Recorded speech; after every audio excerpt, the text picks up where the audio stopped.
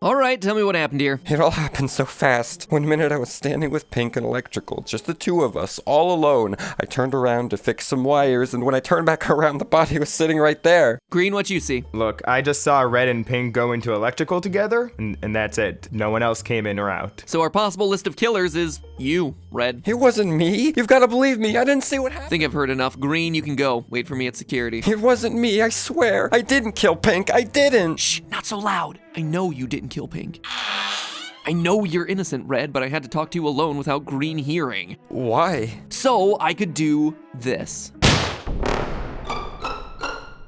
Hello, Internet! Welcome to Game Theory, the show that aims to make you a big-brained gamer. And as any big-brained gamer should know, our new line of theoryware is available right now for the holidays. Well, all of it except for this red vegan leather jacket that I built from the ground up, stitch by stitch. I've been looking for a way to produce jackets like this one since 2016, and so to finally see it made was so exciting this year. But then, to see you guys buy this thing like hotcakes, see it sell out in less than 48 hours was incredible. So if you are interested in getting your hands on one of these red vegan leather jackets, we're restocking it via pre-order right now, meaning that every theorist out there who wants this one-of-a-kind red jacket can get it, but you're gonna have to make sure that you place your order ASAP to reserve yours today, because we're placing that reorder real soon before the holidays. Links to it all are right below this video. It would be a very high IQ move for you to click. Speaking of big brain moves, in the past year, no game has become more famous for big brain plays than Among Us. Looking across YouTube, the IQ escalation for Among Us has been unreal. And of course, no one can compare to Disguised Toast, who back in August was pulling off 200 IQ strats, but has gradually leveled up his skills to the 5,000 plus range. That, my friends, is what we call power creep. Something that Toast, as a Hearthstone player, should know a thing or two about. Also, fun fact, did you know that the name Disguised Toast is actually a reference to a line from a Hearthstone card? Ha, this guy's toast.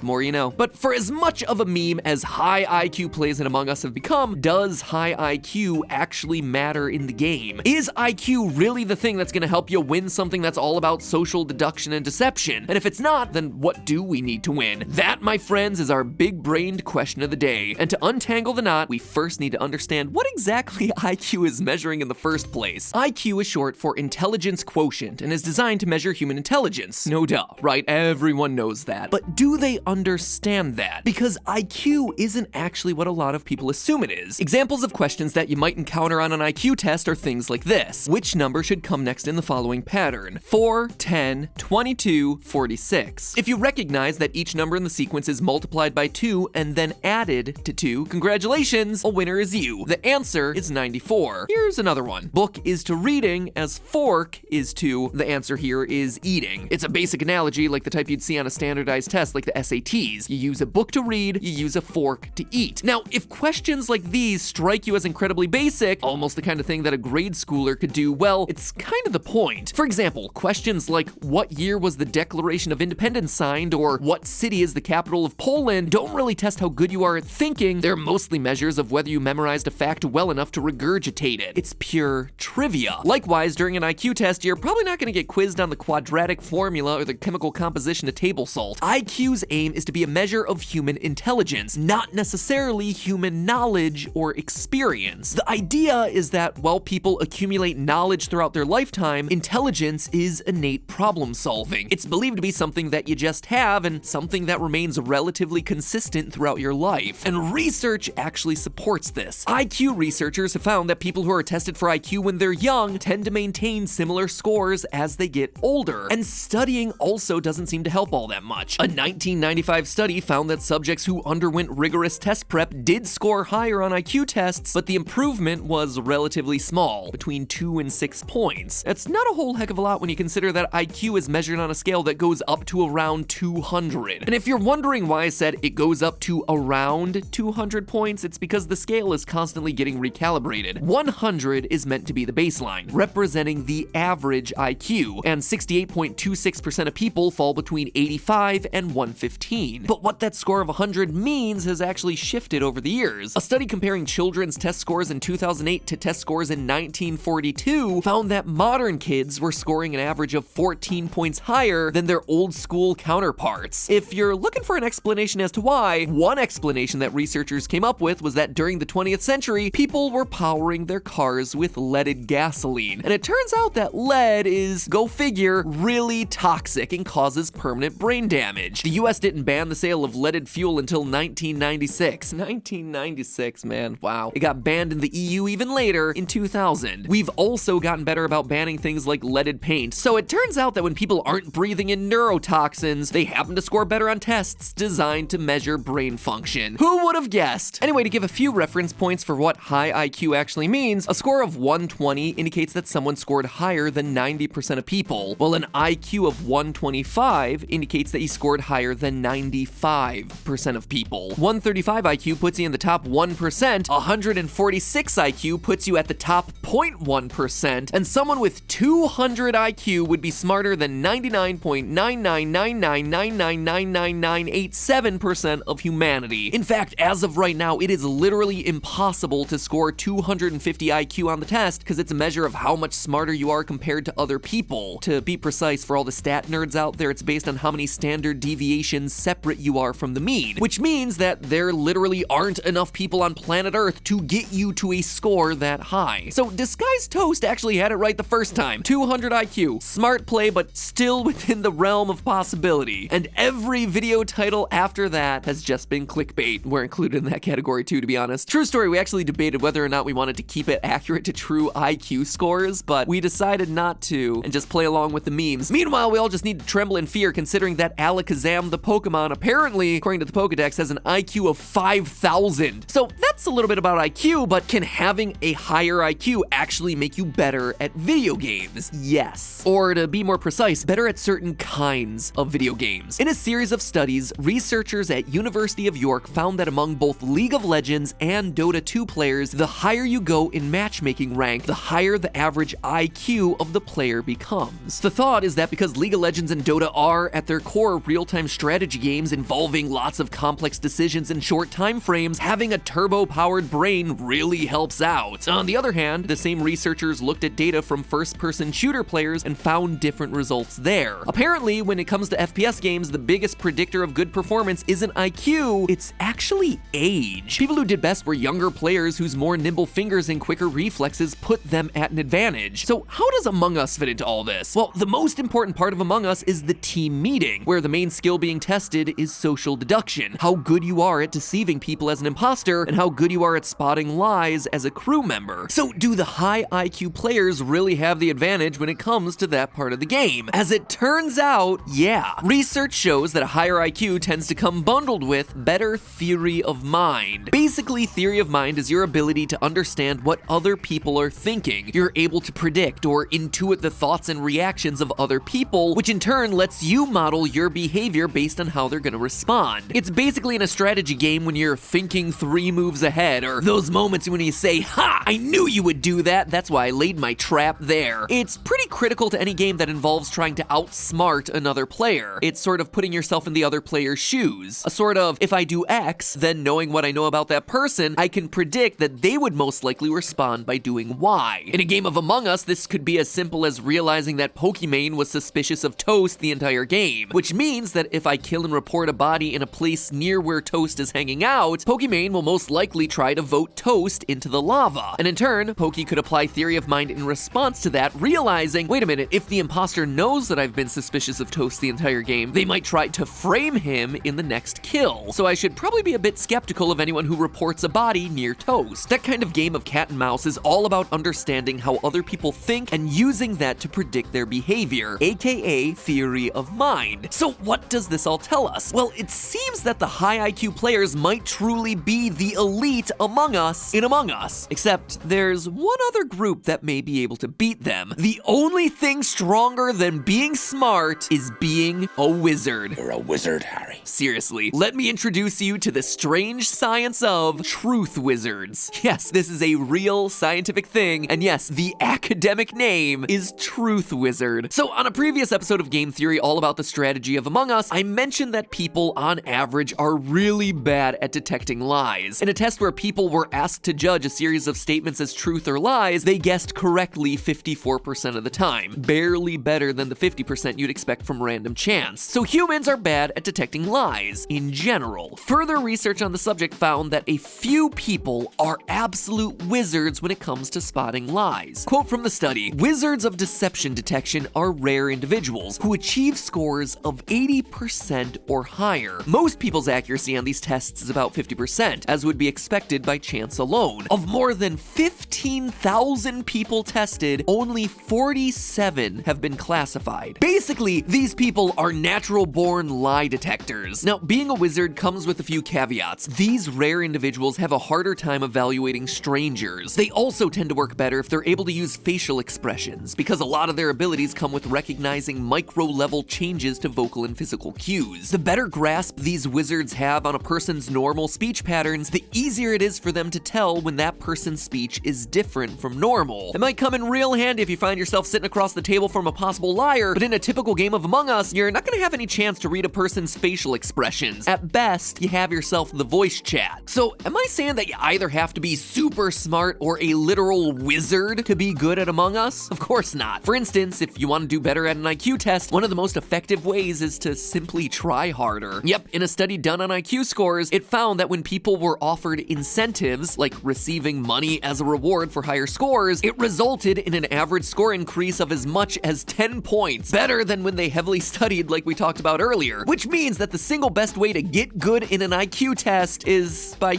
playing with Mr. Beast. Winners get $10,000 if they beat me in a game of rock, paper, scissors. But in all seriousness, the biggest and most important factor is practice. You could take the biggest brained genius in the world and put them in front of a computer, and they're probably not gonna do too hot at their first game of Among Us, especially compared to someone who's had, even a dozen games under their belt. Consider a game like chess, which seems like the ultimate thinking man's game. You'd think that high IQ players would have an advantage in chess, and you'd be right, but only to a certain point. As it turns out, raw intelligence is no match for experience. Research found that practice accounted for 34% of the variance in skill levels between chess players, while difference in intelligence only accounted for 5%. Much like being born naturally tall doesn't automatically make you a good basketball player, being born with naturally high intelligence doesn't automatically make you good at games like chess or Among Us. You may start with an advantage with a higher IQ, but how you choose to apply it makes all the difference in the world. As it turns out, raw intelligence is no match for experience, and all of this is what I plan on putting to the test on December 1st. All of the 5,000 IQ Among Us memes got me thinking that it would be fun to get a bunch of the smartest people I know, both in life and in gaming together, to see how well they do against each other in Among Us. That's right, my friends, today's theory isn't just a theory anymore, it's about to become a live experiment. On December 1st, as part of my $1 million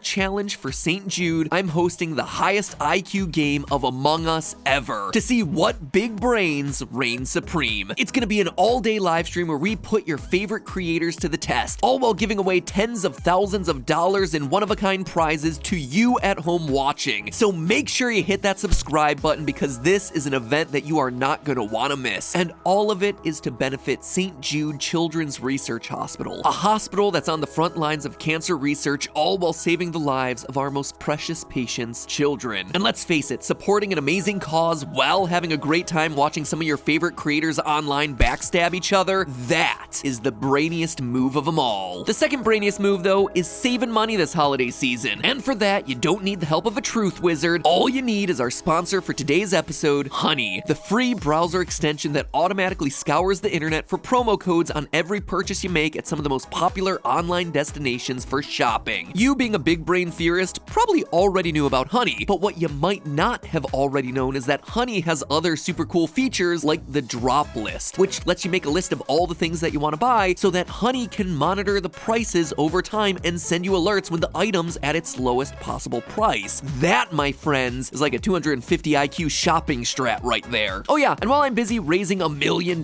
for charity this holiday season, Honey is giving away $1 million worth of gifts as part of their great Honey giftaway. It's the gift that keeps on giving back to you. Here's how it works. 1, add Honey to your computer at joinhoney.com/MattPat. MATPAT. Easy, it's literally 2 clicks away. Step Step 2, throw some gifts onto your holiday drop list, and Honey will randomly select winners to give them the money to help buy something on their list. Best of all, even if you don't win, Honey will let you know when the price drops on anything on that list, so at the very least, you can save yourself some cash. You win, even if you don't actually win. The long and short of it all is this: start saving by getting Honey today for free at joinhoney.com/MattPat, MATPAT. From there, start making your holiday lists, and who knows, you might get yourself a little cash stocking stuffer. But hey, that's just a theory. A film theory. I'll see you all next week.